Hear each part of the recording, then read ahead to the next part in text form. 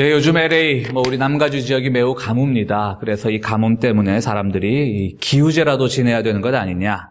정말 비가 오게 해달라고 우리가 제사라도 지내야 되는 것 아니냐. 이런 얘기들이 돌고 있습니다. 참, 우리가 살고 있는 이 시대, 과학의 힘으로 모든 것을 다 할 수 있는 시대 아닙니까? 정말 내 손 안에 이 스마트폰 하나로 모든 정보를 다 얻을 수 있는 그런 시대에 살고 있지만, 여전히 또 우리는 모든 것을 다 할 수 없는 인간의 한계를 느끼는 그러한 시대를 살고 있습니다. 우리 인간은 언제나 늘 제한적인 능력밖에 없습니다. 이런 상황에서 어떤 사람들은 이렇게 얘기합니다. 인간이 마지막으로 행복을 끝까지 얻기 위해서는 과학이 더 발전해야 된다. 이렇게 과학 예찬론자들이 있는가 하면 한편으로는 인간이 할 수 없는 그 부분에만 너무나 몰두되어서 자신감을 잃어버리고 극단적으로 신비적인 그런 의타적인 종교 생활에 빠져드는 그룹도 있습니다. 참 대조적이죠. 어떤 사람들은 여전히 과학을 맹신하고 어떤 사람들은 여전히 극단적인 종교 생활에 빠져듭니다. 그러나 이성이 없는 종교는 맹신이나 광신이 되기 쉽습니다. 이성이 종교 생활의 아주 필수적인 요소는 아니지만 이성이 없이 하는 믿음 생활은 우리를 맹신으로 그리고 광신으로 인도합니다. 그러나 반대로 이성에만 의존하는, 즉 인간의 한계를 알지 못하고 이성에만 의존하는 과학은 폭력이 되기 쉽습니다.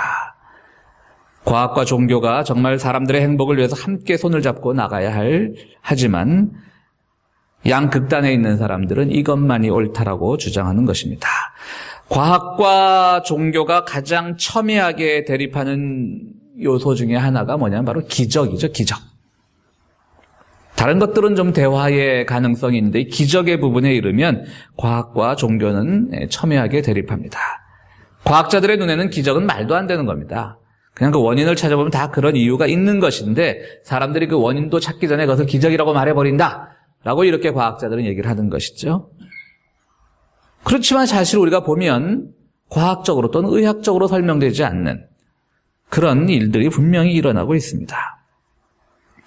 이처럼 우리는 사회의 모든 현상이 기적이 무시되고 기적을 기대할 수 없는 시대 같지만 또 한편으로는 여전히 우리가 말로는 설명할 수 없는, 이성으로는 설명할 수 없는 그런 기적들이 매우 제한적이긴 하지만 여전히 일어나고 있는 것도 사실입니다.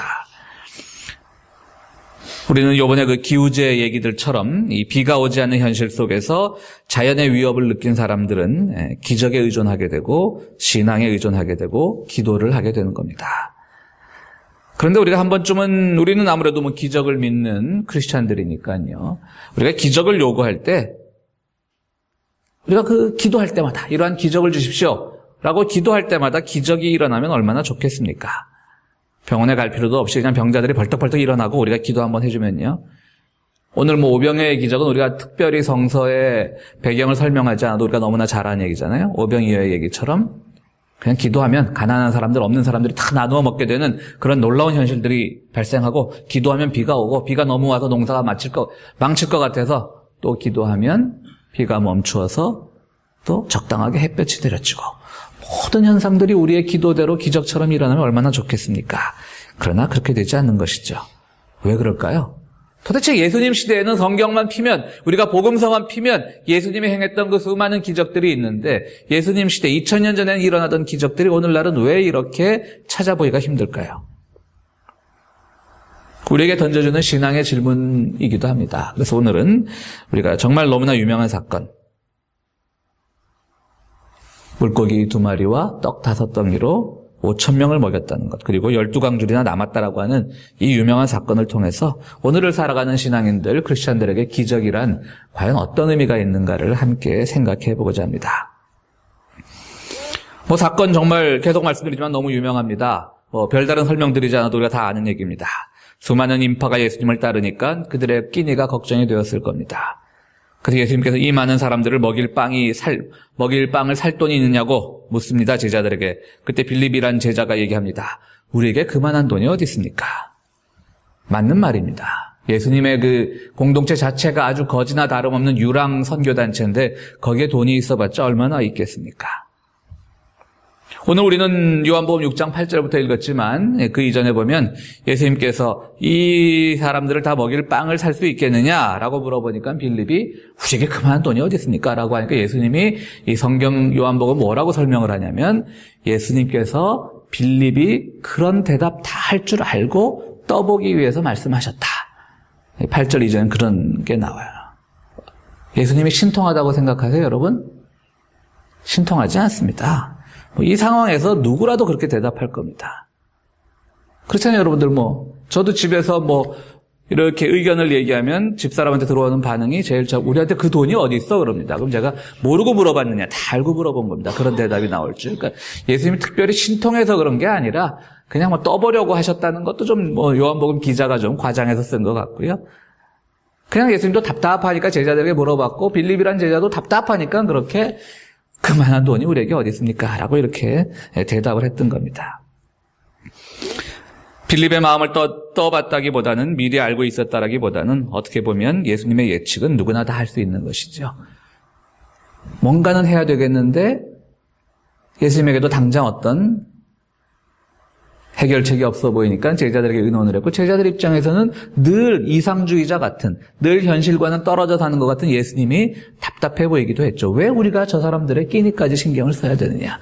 이런 예수님과 제자들의 갈등으로 오늘의 기적은 시작을 합니다. 그렇습니다. 빌립, 즉 우리에게 이 수천 명을 먹일 빵을 살 돈이 어디 있습니까? 라고 대답을 했던 빌립은 결코 나쁜 사람이 아닙니다. 신중한 사람입니다. 어찌 보면 신중한 사람이면서 계산과 과학과 판단에 능한 합리적인 현대인의 모습이라고 우리가 생각을 할 수 있습니다. 매우 현실적인 사람입니다. 나쁘거나 신앙이 없는 사람이 아닙니다. 누구라도 이런 대답을 할 수가 있습니다. 물론 성경의 증언은 아닌데요. 교회 전승에 따르면 우리가 마태복음 8장 21절에 보면 예수님께서 나를 따르라고 하니까 가서 내 아버지를 장사 지내고 그러니까 아버지의 장례를 치르고 오게 해주십시오라고 부탁한 사람이 하나 나오는데요. 성경에는 그 사람이 빌립이라고 나오진 않지만 초대교회 전승에 따르면 바로 그 사람이 빌립이었다. 오늘 우리에게 그만한 돈이 어디 있습니까? 라고 말하는 사람. 그러니까 지나치게 신중한 사람인 거죠. 내가 굉장한 스승을 만나서 이 사람을 따르고 싶어요. 요한복음 1장 35절에 보면 빌립이 나다나엘에게 가서 뭐라고 설명을 하냐면 내가 비로소 모세의 율법에 기록한 그 예언자를 처음 만났다라고 예수님을 나다나엘에게 소개를 했던 사람은 빌립이에요. 그건 성경에 나옵니다. 빌립이란 이름이요. 그러니까 신중한 사람이면서도 한편으로 예수님에 대해서 굉장히 확신에 가득 찬 사람이었던 거예요. 그 예수님을 정말 구약에서 예언한 그 예언자로 제일 먼저 알아본 인물이지만 동시에 내가 아버지의 장례를 치르지 않고 저분을 따르면 세상 사람들이 나를 불효자라고 욕하지 않을까? 그래서 나는 아버지의 장례를 치르고 오게 해주십시오. 예수님이 이 많은 사람들을 빵을 한번 사서 먹여보라고 생각을 하니까 예수님 철 좀 드십시오. 우리에게 그만 돈이 어디 있습니까? 참 신중하면서도 아주 합리적이면서도 지혜로운 사람이면서도 똑똑한 사람이에요. 바로 현대인의 모습입니다. 우리 얼마나 신중합니까? 우리 교인들은 너무 신중해서 탈이죠. 빌립 같습니다. 어떻게 보면 뭔가를 추진하려고 그러면 늘 우리가 계산을 많이 해보죠. 그래서 계산이란 꼭 우리가 나쁜 의미는 아닙니다. 당연히 우리가 신중해야 되고 계산해야 되죠. 빌립의 반응에서 오늘 우리는 기적이 무엇인가에 대해서 우리에게 주는 첫 번째 메시지를 발견할 수가 있습니다. 기적은 우리가 안 되는 것이 있다는 것을 인정할 때부터 시작합니다. 빌립은 그것을 인정을 했습니다. 우리는 그만한 돈이 없습니다. 말씀드렸듯이 빌립은 나쁜 사람은 아닙니다. 신중한 사람입니다. 좋은 사람입니다. 예수님에 대한 믿음이 없는 사람도 아닙니다. 그런데 빌립의 단점 하나를 들자면 문제를 해결하기보다는 어떤 문제에 직면했을 때 그런 스타일들 사람들 사이에 많아요. 지금 당장 이 문제 해결이 어렵지만 그 문제 해결을 위해서 뭔가를 방법을 찾아보자는 그런 스타일로 문제를 임하는 사람들이 있는가 하면 한쪽에서는 이거는 이것 때문에 안 돼. 그래서 그 문제 해결이 안 된다는 리스트를 먼저 쫙 뽑는 사람들이 있어요. 우리 일상생활에서도 마찬가지예요. 그런 경험들이 있으시죠? 가정의 문제라든가 혹은 비즈니스의 문제를 할 때마다 어쨌든 이걸 극복해야 다음 단계로 나가는 건데 그래 어떻게 한번 해보자라고 말하는 것보다는 이러해서 안 된다라고 하는 리스트를 먼저 뽑는 사람들이 있습니다. 어떻게 보면 빌립은 좀 그런 사람이었죠, 사실은. 근데 중요한 것은 바로 빌립의 그 순간부터, 그 말하는 순간부터 기적은 조금씩 준비되고 있었다라고 하는 겁니다. 즉 오늘 우리가 여전히 종교적인 기적을 기대한다면, 믿음의 기적을 기대한다면 우리의 힘으로, 우리의 생각으로, 우리의 계산으로 안 된다는 것이 있다는 것을 인정할 때 그때 비로소 기적은 시작합니다. 우리 신앙인들의 약점이 무엇입니까? 뭔가를 다 혼자의 힘으로 해보다가 마지막 안 되면 그때 가서 기도의 힘에 의존하려고 합니다. 물론 그때 가서라도 기도의 힘에 의존한다는 것은 좋은 신앙이지만요. 우리는 어떤 일을 시작할 때마다 이 모든 일이 처음부터 끝까지 진행되는 과정에서 내 생각과 내 능력과 내 계산으로만은 안 될 수 있는 영역이 있다는 것을 가지고 시작을 하는 거예요. 그때 비로소 기적은 시작이 되는 겁니다. 기적이 바로 그런 겁니다. 해보다가 안 되는 것이 아니라 처음부터 겸손하게 내 능력으로는 안 되는 것이 있다는 것을 인정하고 시작할 때 기적은 우리에게 다가옵니다. 그래서 이제 어떻게 먹일까? 돈도 없고 어떻게 먹일까 고민하는데 베드로의 동생인 안드레가 어린 소년 하나를 데리고 옵니다. 막 제자들이 그동안 또 막 중간중간에 누구 음식 있는 사람 없습니까? 그러고 막 돌아다녔겠죠. 회중들 사이에. 12제자만 있었던 것이 아니라 또 70명의 제자도 더 있었으니까 막 다녔을 겁니다. 막. 성경에서는 어떤 시간적인 과정이 생략되어 있지만요. 그래서 결국 안드레가 한 소년을 데리고 옵니다. 이 소년에게는 물고기 2마리와 보리떡 5개가 있습니다. 안드레도 역시 얘기합니다. 빌립이 처음에 그래서 빌립만 좀 예수님을 거역한 사람 같지만 안드레도 사실은 합리적으로 계산을 해요. 이렇게 음식을 조금 구하긴 구했지만 이걸로 이 5,000명을 다 어떻게 먹이겠습니까? 라고 얘기를 하죠. 그러자 예수님은 일단 사람들을 자리 잡게 하여라. 그리고 거기서 기적이 시작이 되었던 겁니다. 여러분, 소년은 얼마나 불안했겠습니까? 우리도 이런 경험도 있어요. 예를 들어서 우리가 한 10명 정도 친구들이 모였는데 생각해보니까 내 백 안에 간식거리인 초콜릿 같은 게 조그만 게 한 5개 정도가 있다. 그럼 여러분 그거 다 잘 안 내놓으시죠? 에이, 그거 먹다가 싸우느니 그냥 내 백에 놔두고 말지. 사실 소년은 그랬을 거라고요. 불안했을 거라고요. 자기 음식을 내어놓아봤자 이거 택도 없는 거고 결국 나까지 굶게 된다라는 생각이 왜 없었겠어요? 그리고 생각도 마찬가지죠. 우리가 어떤 음식을 내놓는 것뿐 아니라 어떤 우리가 회의를 하게 될 때도 자신 있게 내어놓기보다는 내 의견이 묵살당하면 어떨까? 내 의견이 거절당하면 어떻게 될까를 먼저 걱정하는 사람들도 있어요. 사실은 그걸 내놨을 때 굉장히 도움이 될 수 있음에도 불구하고 소극적으로 그렇게 하는 분들도 있습니다. 그런데 이 소년은 내놨습니다. 빌립과 다른 점이었던 거죠. 제자 빌립은 계산을 먼저 했다면 이 소년은 왜 이 소년인들 계산이 없었겠습니까? 나까지 굶게 되겠다. 나라도 챙겨서 먹어야지. 사람들이 안 볼 때 큰 느티나무 뒤에 가서 몰래 숨어서라도 내 끼니를 해결해야지라는 생각이 왜 없었겠습니까? 그 생각을 한다고 한들 누구도 그를 비난할 수 없습니다. 그러나 이 소년은 그 순간 이 사람들이 이것을 다 가지고 먹을 수 있을까? 혹은 나는 굶지 않을까? 이런 생각을 하지 않았다고 하는 것이죠. 빌립과 다른 점은 자기의 판단 과정을 넣지 않았다는 겁니다. 그저 이 수많은 사람들이 굶주리고 있고 나에게는 음식이 있고 제자들은 지금 놀래갖고 당황해서 음식 있는 사람들을 찾으러 이 회중들 사이를 막 돌아다니고 있고 나라도 내놔야 되겠다라는 생각을 했고요. 그것이 이 소년의 특징인 거죠. 여기서 기적의 두 번째 메시지를 발견할 수가 있습니다. 기적은 자기의 것을 내어놓을 때 시작합니다. 다시 말해서 자기의 것을 채우려는 상태에서 기적은 오지 않습니다.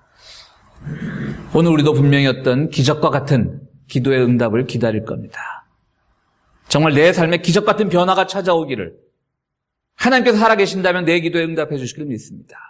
그런데 오늘 우리가 스스로를 돌아보면 그 기도가 나의 것을 내어놓음으로부터 시작을 하는 건지 지금 내가 가지고 있는 것은 전혀 내어놓을 생각을 하지 않고 거기다 더 얹고 채우려고 하는 그런 기적을 바라고 있는 것인지 우리 스스로가 돌아봐야 되는 것이죠. 예수님의 십자가라는 게 뭡니까? 자기의 목숨을 내어놓으셨어요. 인류의 구원을 위해서요.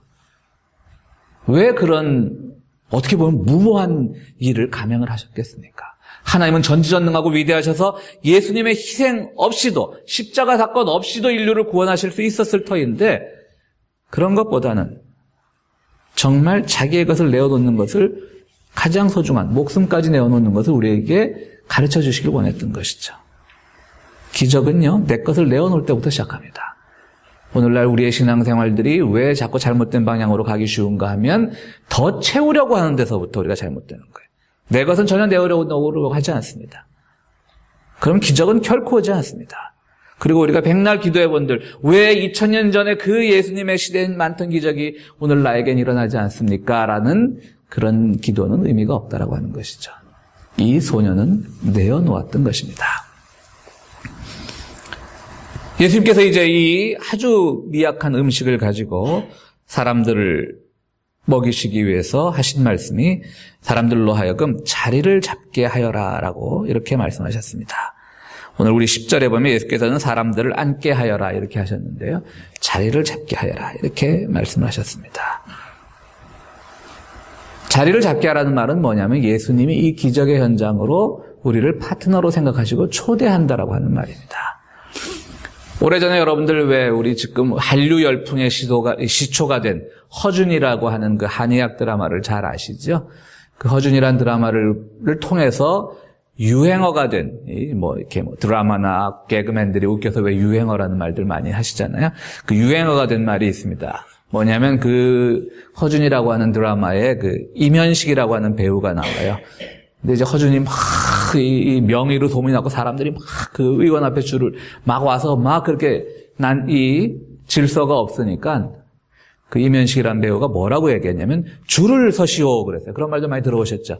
우리 아주 유명한 유행어가 됐습니다. 근데 나중에 어느 인터뷰에서 그분이 그 이면식이라는 배우를 한 거 보니까 이건 대사에 없었답니다. 흔히 애드립이라고 하죠. 대사에 원고에 없는데 본인이 그 즉시 생각나서 한 말, 그게 애드립이었답니다. 그러니까 줄을 서시오. 그러니까 본인도 이 엑스트라 그 의원을 찾아온 엑스트라 연기자들이 답답했던 모양이겠죠. 그러니까 줄을 서시오 그랬다는 건데요. 제가 왜 말씀을 드리냐면 지금 제자들이나 예수님의 입장에서는 기적을 베푸는 시혜자예요. 그리고 5,000명의 이 군중들은 먹는 수혜자예요. 그러면 늘 우리는 삶 속에서 시혜자는 좀 어깨에 힘이 들어가게 되어 있습니다. 그러면 줄을 서시오 그러고 막 사람들이 달려 하나씩 쫙 나눠주는 이 기쁨 또 있잖아요. 우리 솔직히 말해서 홈리스 급식 나가봐도 이 누군가에게 베푼다는 우리의 기쁨이 있잖아요. 근데 주님은 줄을 서시오 하지 않았습니다. 앉게 하셨습니다. 매우 중요한 메시지입니다. 가끔 식당을 하는 분들이 왜 이런 하소연들 많이 하시죠? 홈리스들이 찾아와서 하면 햄버거 장사라면 햄버거라도 하나 싸주고 싶고 이러는데 샌드위치면 샌드위치라도 하나 싸주고 싶은데 주는 대로 먹지 꼭 이 홈리스 분들이 뭐는 빼달라 뭐는 넣어달라 그런 데잖아요. 근데 사실은 그거 해줘야죠. 해주는 게 맞죠, 이왕이면. 사실 그냥 문전박대 쫓아내는 사람들도 많은데, 준다는 것 자체가 굉장히 고귀한 일인데, 거기서 그 사람들 요청대로 뭐는 넣어달라, 빼달라 하는 것, 사실 듣기 싫은 건 인지상정이지만요. 그래도 이왕 하는 거 그분들에 맞게 해주는 게 끝까지 베풀어주는 거죠. 어쩌면 그런 거예요. 예수님이 이들을 자리에 앉게 하였다라고 하는 건 그냥 시혜자로서 그냥 자 나눠줄 테니까 먹으시오 너네 나 아니었으면 굶었지 이게 아니라 식당처럼 얘기하면 테이블 세팅을 해준다는 얘기예요. 풀밭을 골라서 앉게 하셨잖아요. 다 앉게 하면 뭐예요? 어떻게 음식을 배급받아요? 제자들이 가서 나눠줬다는 얘기예요. 서빙을 했다는 얘기예요. 이 사람들은 얻어먹는 사람들이 아니에요. 예수님이 기적의 현장으로 초대한 사람들이에요.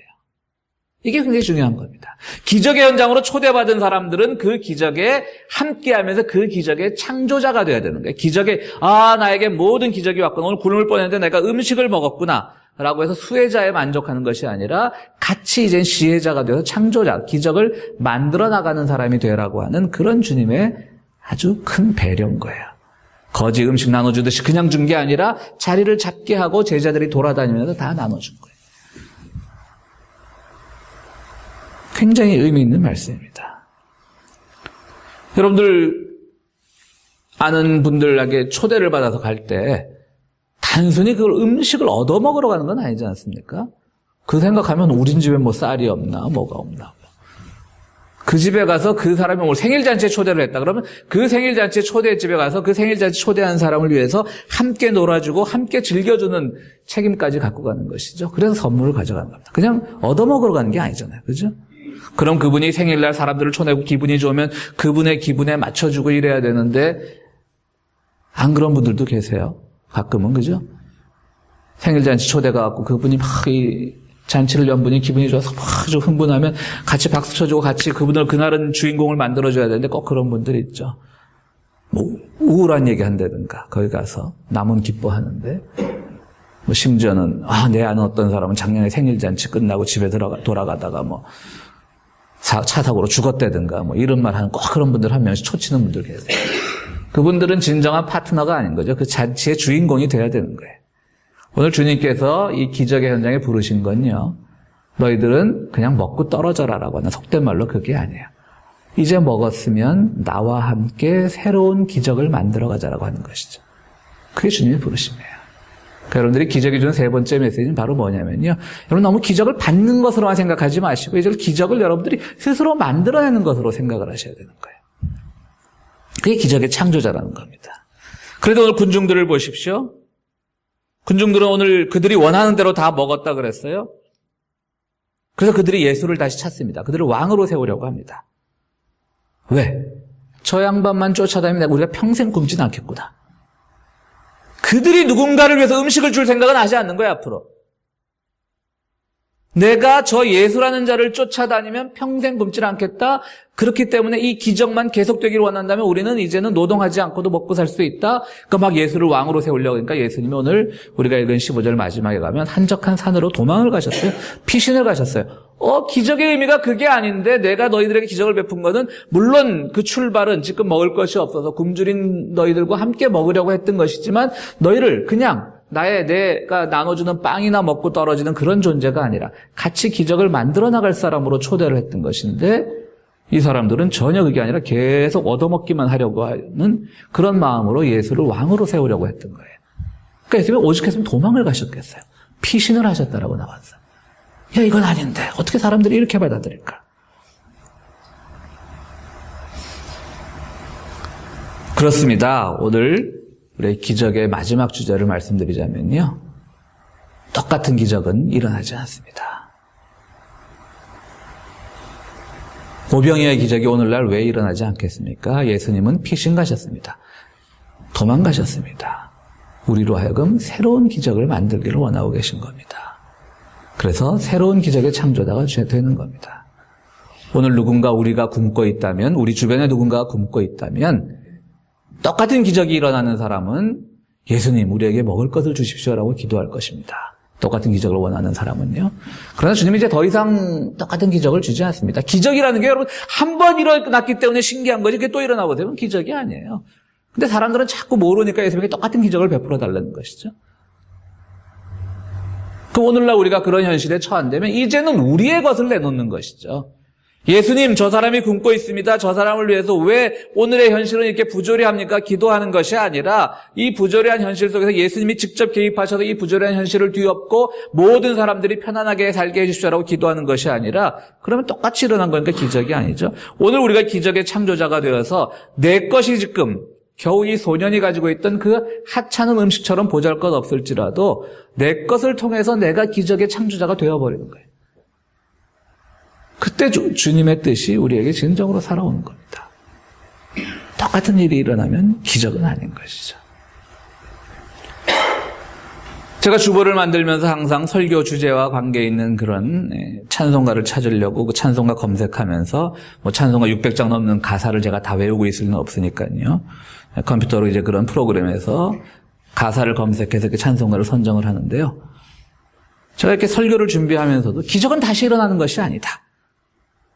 어찌 보면 굉장히 좀 똑같은 것이 일어나면 그건 기적이 아니다라고 하는 선포가 조금은 좀 심하다라는 생각이 들 수가 있어서 좀 고민을 하다가 찬송가를 어떤 걸 부를까 생각을 하면서 찬송가를 검색을 해봤는데요.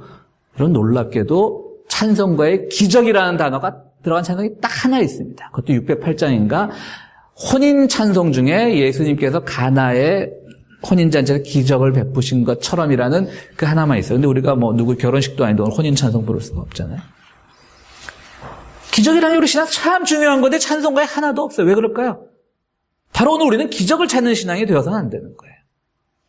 그래서 표적이라고 한번 쳐볼까? 그래서 표적이란 걸 검색을 해봤더니 우리가 가지고 있는 찬송가 중에 표적이란 가사를 가진 찬송은 단 한 장도 없습니다.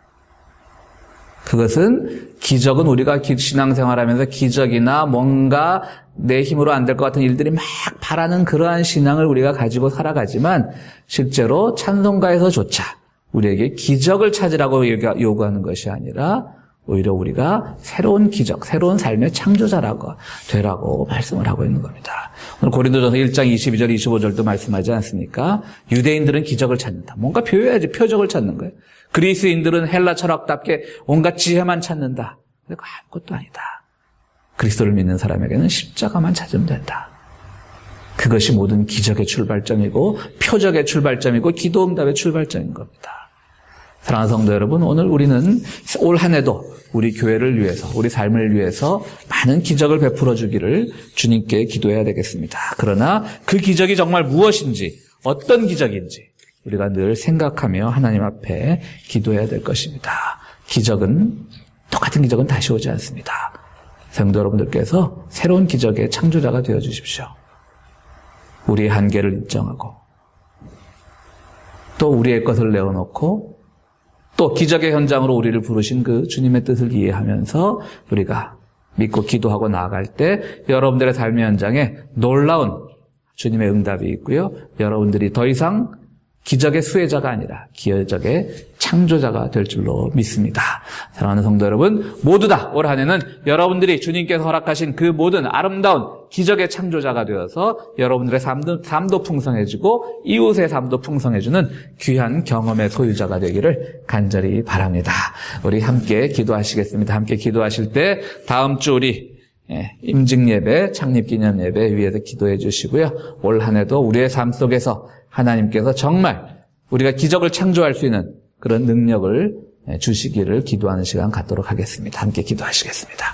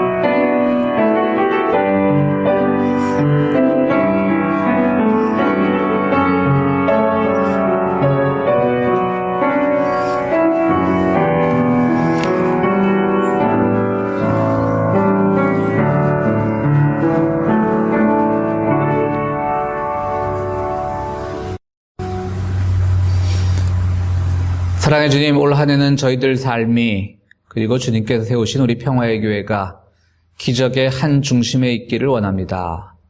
그러나 주님, 저희가 주님의 기적에 의존하지 않기를 원합니다. 우리의 믿음이 없어서가 아니라 오히려 우리의 믿음이 더욱 성숙해져서 주님께서 우리를 향하여 베푸시는 그 기적이 아니라 우리가 주님의 모든 역사에 동참함으로써 우리 스스로가 기적의 창조자가 될 수 있도록 주여 도와주시옵소서. 똑같은 기적은 다시 오지 않으니 우리의 삶 속에서 늘 주님께서 원하시는 뜻을 따라 새롭게 발견해 나가고 실천해 나가는 저희들 될 수 있도록 주여 도와주시옵소서. 이제 주님 앞에 귀한 예물을 드립니다. 어찌 보면 우리가 예물을 내어놓는 행위, 그 옛날 안드레의 소개로 주님 앞에 나왔던 한 소년의 그 보잘것없는 것과 같은 예물일지도 모릅니다. 그러나 주님, 우리의 마음을 담아 내어놓사오니 이것이 쓰이는 곳에 오병이어의 기적처럼 놀라운 기적의 열매들이 발견될 수 있도록 주여 도와주시옵소서. 예수 그리스도 이름으로 기도하옵나이다. 아멘.